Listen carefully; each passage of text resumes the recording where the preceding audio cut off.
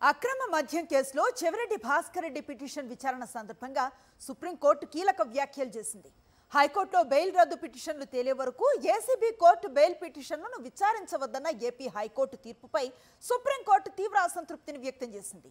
AP high court ఇచ్చిన తీర్పును కొట్టేస్తూ సర్వోన్నత న్యాయస్థానం సంచలన తీర్పును వెల్లడించింది. బెయిల్ రద్దు, బెయిల్ పిటిషన్లను మెరిట్ ఆధారంగానే నిర్ణయించాలని స్పష్టం చేసింది.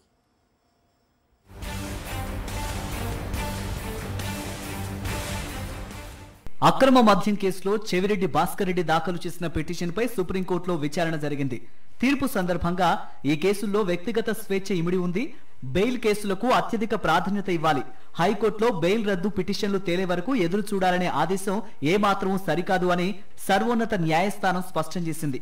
అలా ఎదురు చూడడం అనేది రాజ్యాంగంలోని ఆర్టికల్ 21ని ఉల్లంఘించడమేనని, బెయిల్ రద్దు పిటిషన్లు గాని బెయిల్ పిటిషన్లు గాని మెరిట్ ఆధారంగానే నిర్ణయించాలి అని సుప్రీంకోర్టు స్పష్టం చేసింది.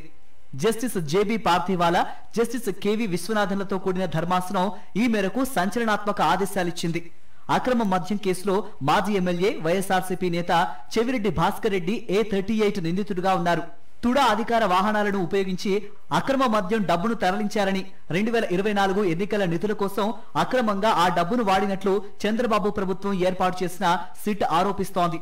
ఈ క్రమంలో ఈ ఏడాది జూన్ 18న చెవిరెడ్డి భాస్కర్ రెడ్డిని అరెస్టు చేసింది.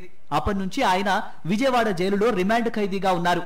తానే తప్పు చేయలేదని, దేవుడు అంతా చూస్తున్నాడని, తప్పు చేసిన వారికి శిక్ష తప్పదని పలుమార్లు ఆయన ఆవేదన వ్యక్తం చేశారు.